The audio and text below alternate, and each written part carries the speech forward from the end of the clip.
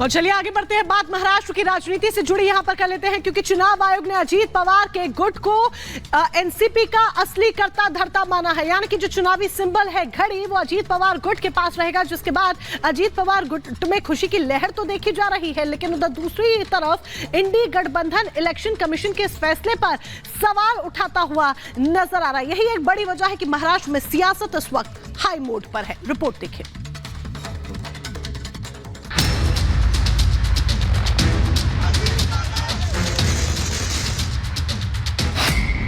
चाचा की मुश्किल बढ़ी, भतीजे की हो गई खड़ी, अजीत ही एनसीपी सुप्रीमो। 2024 का चुनावी संग्राम अब करीब है, जिसके लिए सियासी बिसात बिछने लगी है। तो इंडी गठबंधन लगातार झटकों से उबर नहीं पा रहा। पहले नीतीश का रूट कर एनडीए में चले जाना, फिर ममता, केजरीवाल और अखिलेश से सीटों की खींचतान के बाद अब इंडी को एक और बड़ा झटका शरद पवार को लेकर लगा है। जहां चुनाव आयोग ने एनसीपी की दावेदारी पर शरद और अजीत पवार के बीच संग्राम पर मंगलवार शाम बड़ा फैसला सुनाते हुए अजीत गुट को असली एनसीपी माना। इतना ही नहीं, ईसी ने पार्टी का नाम और चुनाव चिन्ह घड़ी भी अजीत गुट को सौंप दिया है।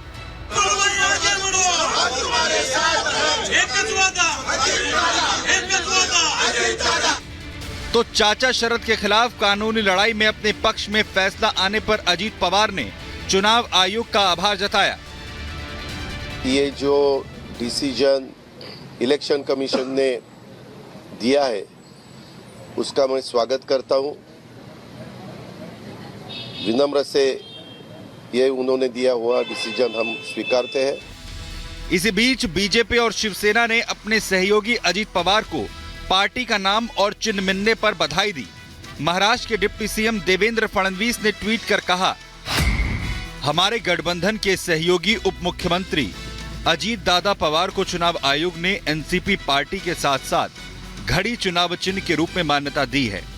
मैं उन्हें और सभी सहयोगियों और कार्यकर्ताओं को हार्दिक बधाई देता हूं। तो शिवसेना की तरफ से महाराष्ट्र के मुख्यमंत्री एकनाथ शिंदे ने कहा कि लोकतंत्र में बहुमत महत्व रखता है और चुनाव आयोग ने उसी आधार पर फैसला सुनाया है। मध्ये मेजॉरिटीला महत्व असतं, म्हणजे वारसा हक्काने केवळ संपत्ती मिळते, परंतु वैचारिक वारसा जो आहे विचाराने मिळत असतो। आणि त्यामुळे जे बहुमत शिवसेनेच्या बाळासाहेबांच्या शिवसेनेकडे होतं, त्यामुळे निवडणूक आयोगाने देखील पक्ष आणि चिन्ह शिवसेनेला दिलं आणि त्याच्यावर पुढे शिक्कामोर्तब देखील झालं। आज तेच पुन्हा सिद्ध झालं, लोकशाहीमध्ये बहुमताला महत्त्व असतं। आणि मगाशी मी म्हणालो मेरिट हे बहुमतामध्ये असतं आणि म्हणून बहुमत काउंट केलं जातं। त्यामुळे आजचं जो काही निर्णय आहे हा मेरिटवर आहे। बहुमताला महत्त्व मिळालंय हे पुन्हा एकदा सिद्ध झालंय आणि म्हणून मी अजितदादा पवार आणि त्यांच्या सहकाऱ्यांना शुभेच्छा देतो।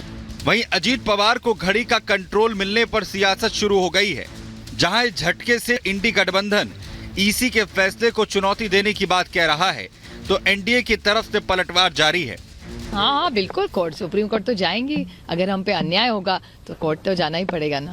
ये तोड़ मोड़ की जो राजनीति इस देश में चल रही है वो संविधान के बाहर की है। ये जो हो रहा है वो किसी की संविधान के लिए, कि लोकतंत्र के लिए अच्छा नहीं है। और अजीत पवार को पार्टी में लेके उसको उप मुख्यमंत्री बनाना, ये सबसे बड़ी गलती थी हमारी।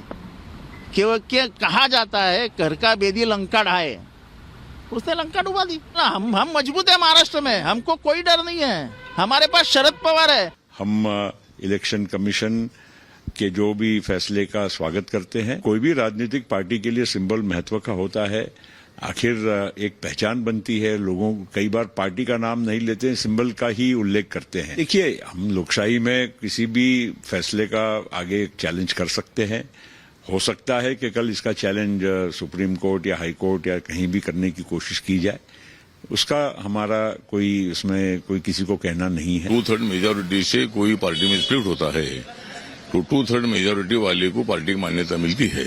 जिस तरह शिवसेना में फूट हो गई, एकनाथ शिंदे जी 45 एमएलए में से 55 एमएलए में से 40 एमएलए लेकर उन्होंने अपना गुट बनाया और जो शिवसेना का सिंबल है वो एकनाथ शिंदे को मिला, नाम भी उनको मिला।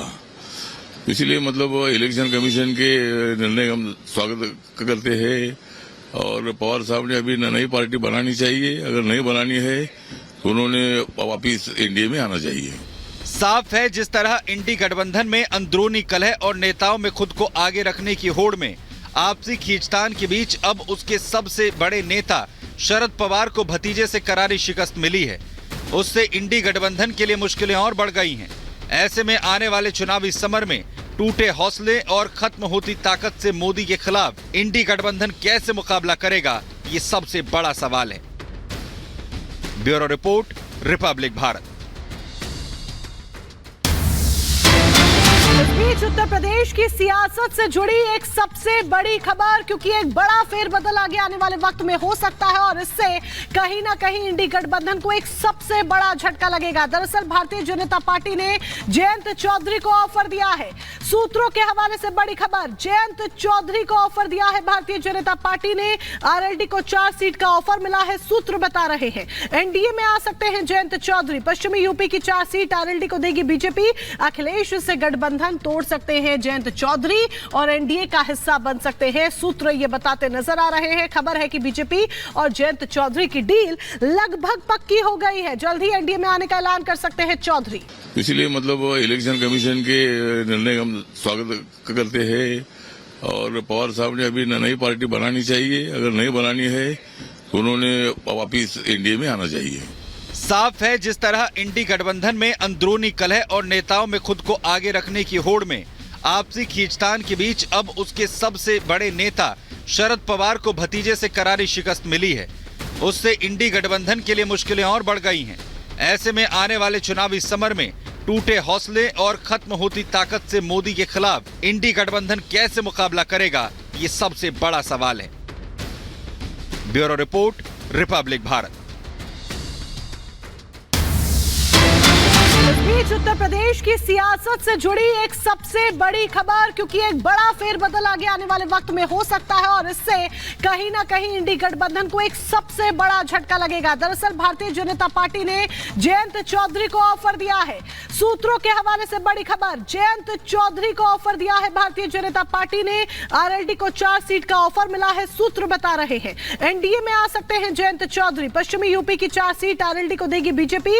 अखिलेश से गठबंधन तोड़ सकते हैं जयंत चौधरी और एनडीए का हिस्सा बन सकते हैं, सूत्र ये बताते नजर आ रहे हैं। खबर है कि बीजेपी और जयंत चौधरी की डील लगभग पक्की हो गई है। जल्द ही एनडीए में आने का ऐलान कर सकते हैं चौधरी।